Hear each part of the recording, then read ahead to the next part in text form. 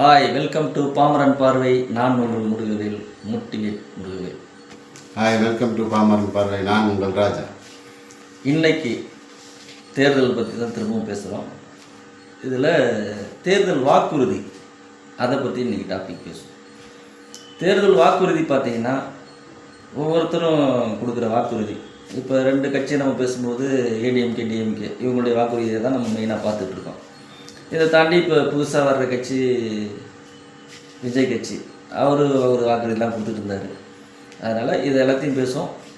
ஆளுங்கட்சி எதிர்கட்சி, ஆளுங்கட்சியில் இருக்கிறவங்க கொடுக்குற வாக்குறுதி என்ன நிறைவேற்றிட்டுருக்காங்க, எதிர்கட்சியில் இருக்கிறவங்க வாக்குறுதியை கொடுத்துட்டு அவங்க என்ன நிறைவேற்ற போகிறாங்க இல்லை நிறைவேற்றிருக்கிறாங்க, இது சம்மந்தமாக நம்ம பேசுகிறோம். இதை தாண்டி ஒரு விஷயம் என்னென்னா, இந்த வாக்குறுதியெல்லாம் நிறைவேற்றுறதுக்கு பணம் எங்கேருந்து வருது, இதை எப்படி அவங்க நிறைவேற்றுறாங்க, யாருடைய பணம், இதில் ஒரு முக்கியமான ஒரு விஷயம் ஒன்று இருக்குது.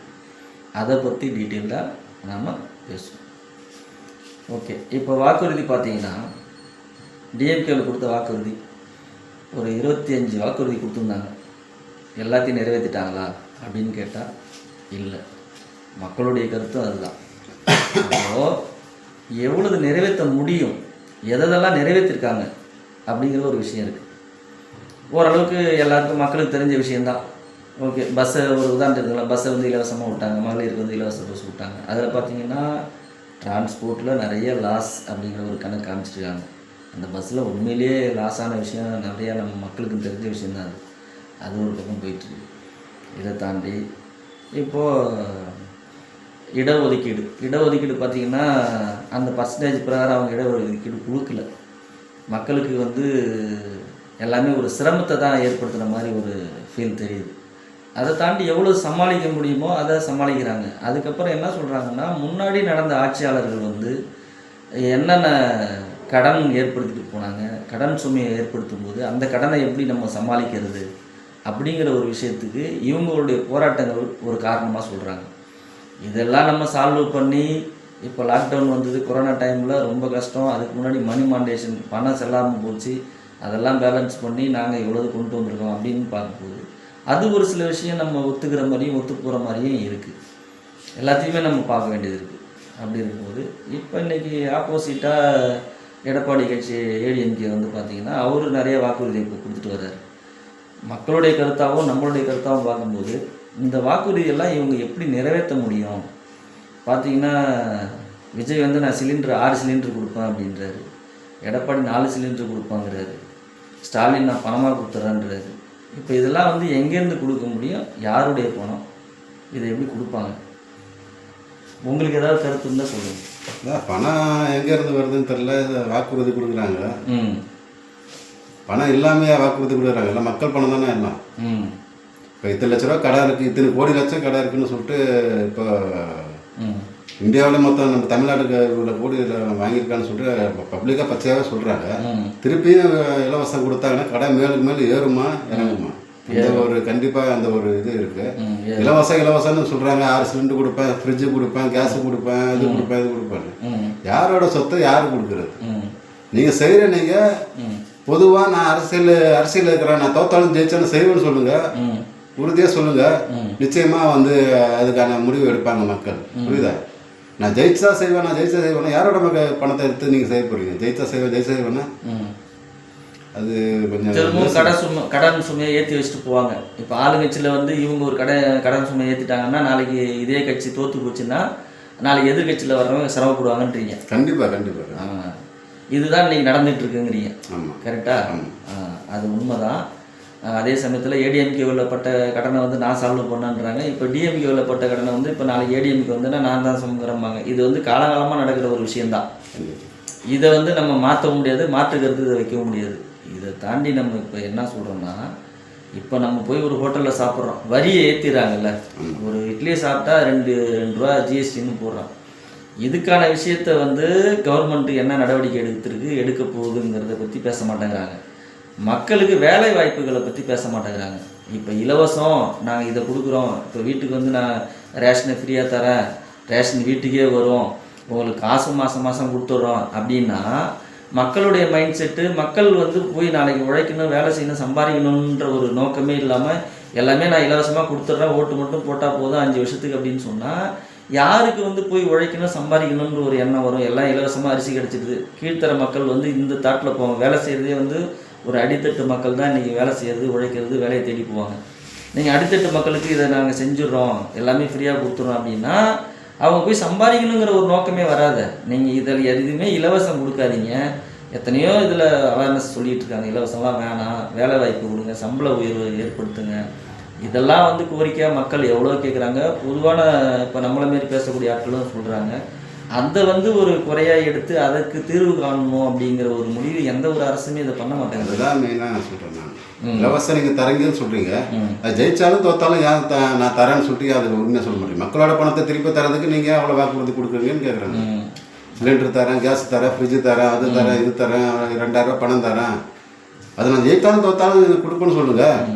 அது மக்கள் வந்து அதுக்கு ஒரு தீர்வு எடுப்பாங்க. அது ஒரு நல்லது இருக்கு. நான் ஜெயிச்சா தருவாங்கன்னா அது என்ன தான், அது எனக்கு ஒன்றும் புரியல. அது மக்களுடைய கருத்து. யார் ஜெயிச்சுட்டு இப்போ யாருமே வந்து சொல்கிற வாக்குறுதி எல்லாம் காப்பாற்றுறாங்களா?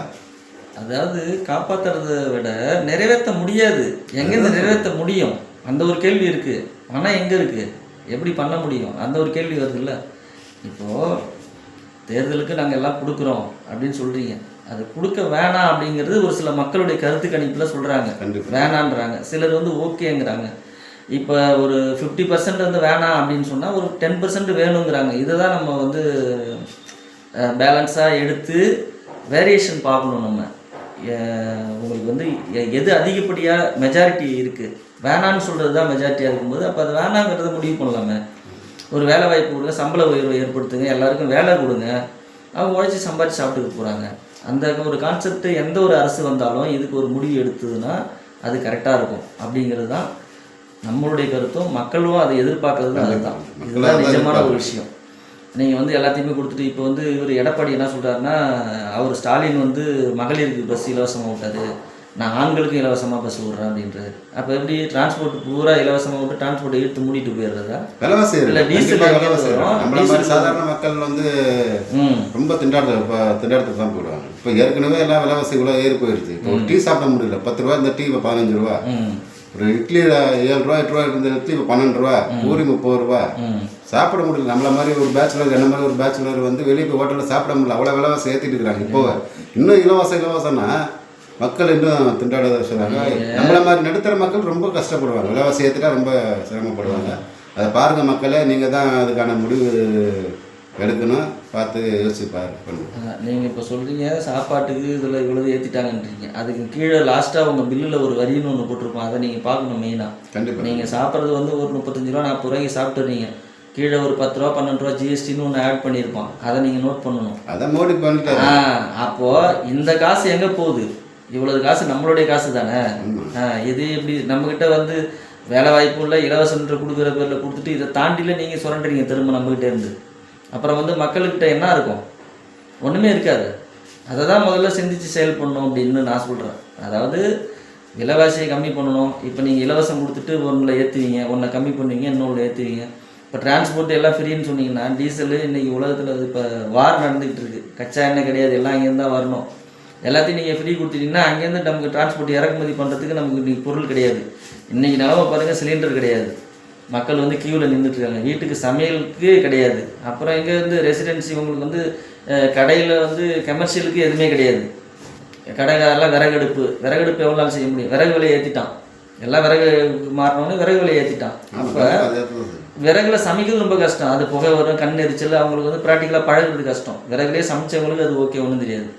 புதுசாக இன்றைக்கி வந்து விறகுல சமைக்கிறவங்களுக்கு ரொம்ப கஷ்டமாக இருக்கும். அது எப்படி அவங்களால ரன் பண்ண முடியும்? ரொம்ப இன்றைக்கி பார்த்தீங்கன்னா நிலைமை ரொம்ப கீழே போயிட்டுருக்கு.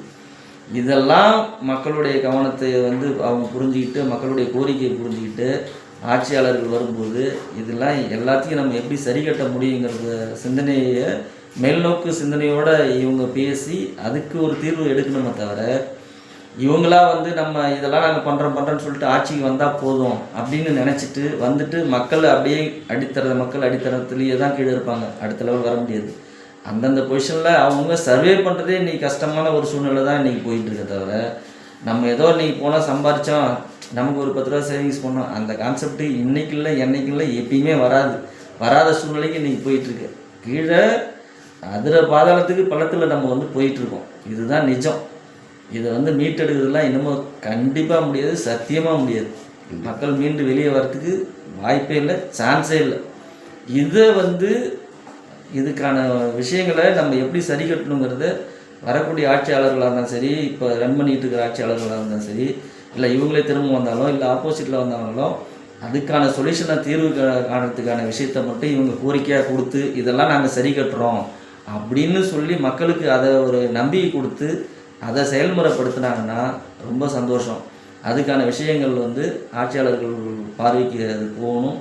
அவங்க அதை வந்து அனலைஸ் பண்ணி அதுக்கான விஷயத்த சொல்யூஷன் தீர்வு என்னங்கிறத அவங்க பண்ணினா மட்டும்தான் மக்கள் நிம்மதியாக வாழ முடியும். இல்லைன்னா வாழ்க்கை மனுஷங்கள் வாழறது ரொம்ப ரொம்ப ரொம்ப கஷ்டம், சமாளிக்கவே முடியாது. இதுதான் நடக்க போகுது, இதுதான் நடந்துகிட்ருக்கு. இன்னும் அதை தாண்டி கஷ்டங்கிற ஒரு சூழ்நிலை வரும். இதை எப்படி சரி கட்ட போகிறாங்கங்கிறது பெரிய கேள்விக்குறியாக இருக்குது. இதில் இவங்க தான் போட்டி போட்டுக்கிறாங்க, நாங்கள் வரணும், நீங்கள் வரணும், அவங்க வரணும், இவங்க வரணும்ன்ட்டு. எல்லாம் யார் வேணால் வாங்க, வந்தால் என்ன பண்ண போகிறோம்? இப்போ நீங்கள் சொன்ன மாதிரி ஃப்ரிட்ஜு கொடுக்குறேன்றாரு அப்படின்னா, ஒரு வீட்டுக்கு ஒரு ஃப்ரிட்ஜை கொடுத்தா என்ன பட்ஜெட், அது எத்தனை கோடி ஆகும்? அதெல்லாம் கொடுத்தா என்ன பிரயோஜனம்? அதுக்கு ஒரு ஃபேக்ட்ரியை கட்டுங்க, வேலை கொடுங்க, ஒரு 10,000 பேருக்கு வேலை கொடுங்க. அந்த ஊரில் கட்டினா ஒரு ஸ்டேட்டில் கட்டுங்க, ஒரு ஸ்டேட்டில் ஒரு ஃபேக்ட்ரி கட்டுங்க, மக்களுக்கு அந்தந்த ஊரில் உள்ள மக்களுக்கு ஒரு வேலை வாய்ப்பு கொடுக்குன்னு சொல்லி பேசுங்க. இப்போ தமிழ்நாட்டில் நம்ம சென்னையில் உட்காந்துன்னா சென்னையில் சுற்றி எல்லாருக்கும் வேலை வாய்ப்பு இருக்குது. எல்லாரும் வெளியூர்லேருந்துலாம் சென்னைக்கு தான் தேடி வேலைக்கு வராங்கன்னா அந்தந்த ஊரில் கட்டுங்க, அந்தந்த ஊரில் ஒரு தொழிற்சாலை கட்டுங்க, வேலை வாய்ப்பு கொடுங்க. அது யாருமே பேச மாட்டேங்கிறாங்களே. அதை பேசி அவங்கவுங்களுக்கு அங்கே ஒரு வேலை வாய்ப்பு கொடுத்தா எங்கேயும் ஒரே இடத்துல மக்கள் நெருக்கடி வராது. இன்றைக்கி பார்த்தீங்கன்னா சென்னையில் வந்து இத்தனை கோடி மக்கள் உள்ளே வந்து நெரிசலில் மாட்டிகிட்டு இருக்காங்க.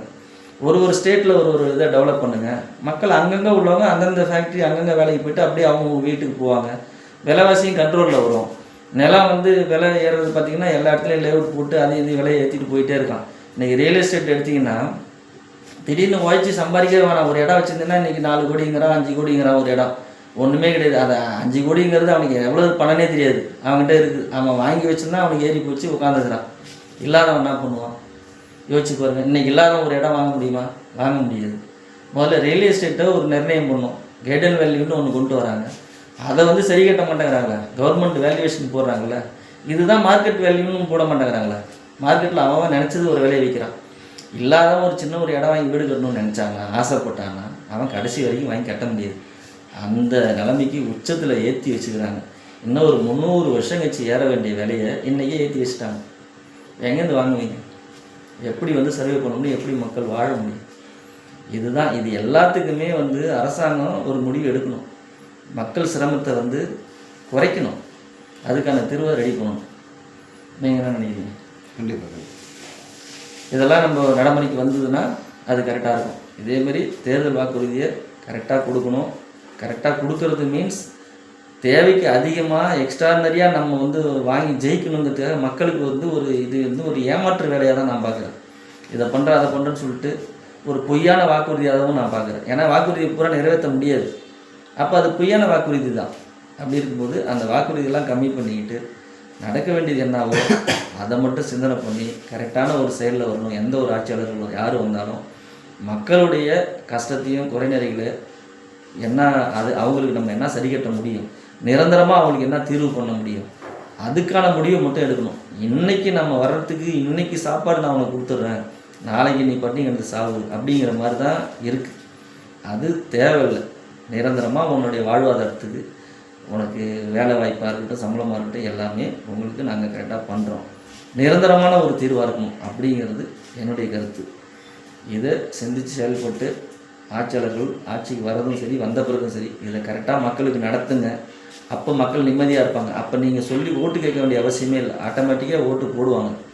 நீங்கள் வந்து ஆட்சி நடத்தும் போது எல்லாத்தையும் கரெக்டாக குறை நிறைகளை நீங்கள் கேட்டு தெரிஞ்சுக்க வேண்டாம், எல்லாமே உங்களுக்கே தெரியும். அதை நீங்கள் சரி கட்டிட்டு வந்தாலே ஆட்டோமேட்டிக்காக ஓட்டு உங்களுக்கு வந்துடும். நான் இதை செய்கிறேன் அதை செய்யணும்னு போய் கேட்க வேண்டிய அவசியமே இல்லை. இதுதான் என்னுடைய கருத்தாக நான் பார்க்குறேன். நீங்கள் என்ன பார்க்குறீங்க? அதே கருத்து தானே? Okay, right okay.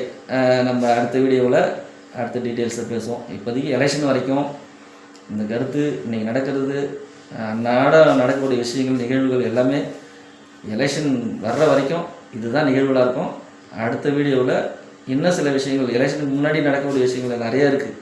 இன்றைக்கி நடந்துட்டு இருக்கிற விஷயம், இப்போவே எலெக்ஷன் ஸ்டார்ட் பண்ணுறதுக்குள்ளே மக்களை எவ்வளோ கஷ்டப்படுறாங்கன்ற ஒரு விஷயம் ஒன்று இருக்குது.